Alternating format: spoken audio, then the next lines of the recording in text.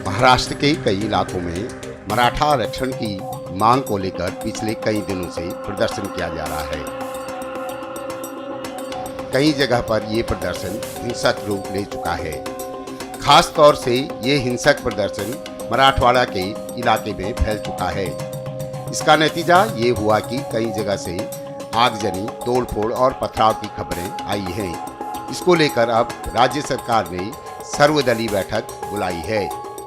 जिन्होंने मराठा समाज का आरक्षण गंवाया है, सुप्रीम कोर्ट में जब कौन मुख्यमंत्री थे, कौन उपसमिति में थे, ये सब सकल मराठा समाज जानता है। अभी हमारी सरकार ये राज्य में कानून व्यवस्था बनाए रखने की पूरी कोशिश कर रही है और मनोज जरंगे पाटिल इन्होंने भी आह्वान लोगों को किया है कि मराठा समाज ये बहुत ही शांति प्रिय और शिस्त प्रिय तरीके से आंदोलन उनके होते हैं। इस आंदोलन में कौन भड़काने का काम करता है, कौन ये आगजनी कर रहा है, कौन कानून व्यवस्था यहाँ पर बिगाड़ने की कोशिश कर रहा है, इसके ऊपर पूरी तरह सरकार का ध्यान है और निश्चित रूप से मराठा समाज को पूरी तरह फुल प्रूफ जो टिकाऊ होगा कानून के दायरे में जो बिठाने के बाद ये मराठा आरक्षण देने का सरकार की जिम्मेदारी है।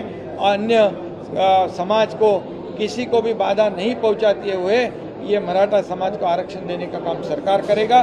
उसके ऊपर काम शुरू है। जस्टिस शिंदे के माध्यम से वो भी काम कर रहे हैं और क्यूरेटिव पिटीशन के माध्यम से दिल्ली सुप्रीम कोर्ट में भी हमारा काम शुरू है। इसलिए जस्टिस भोसले, जस्टिस गायकवाड़ और जस्टिस शिंदे इनकी एक कमेटी गठित की गई है और जो बैकवर्ड कमीशन है उसको भी ये डेटा कलेक्ट करने के आदेश दिए हुए ये वार फुटिंग पे हम लोग काम कर रहे हैं और मराठा समाज को आरक्षण देने की जिम्मेदारी हमारी है। सरकार सकारात्मक है। थोड़ा सा समय सब्र की आवश्यकता है और इसलिए मराठा समाज को भी मेरी विनती है, आह्वान है कि कानून व्यवस्था बनाए रखने के लिए आपका भी सहयोग आवश्यक है। इसमें जो कानून व्यवस्था बिगाड़ने के लिए जो कुछ लोग आ रहे उनके ऊपर भी ध्यान रखने का काम ये सकल मराठा समाज के कार्यकर्ताओं ने करना चाहिए।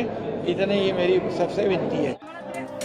मराठा आरक्षण को लेकर जहां सबसे ज्यादा हिंसा दिखाई दी, उसमें महाराष्ट्र के बीड़ और उस्मानाबाद जिले शामिल हैं। हिंसा को लेकर अब राज्य सरकार सख्त दिखाई दे रही है। कल जिस प्रकार की घटना बीड़ में हुई है, इसका समर्थन नहीं किया जा सकता। मराठा आरक्षण के संदर्भ में राज्य की सरकार पूर्ण रूप से सकारात्मक है। कुछ निर्णय आज भी मंत्रिमंडल ने लिए हैं।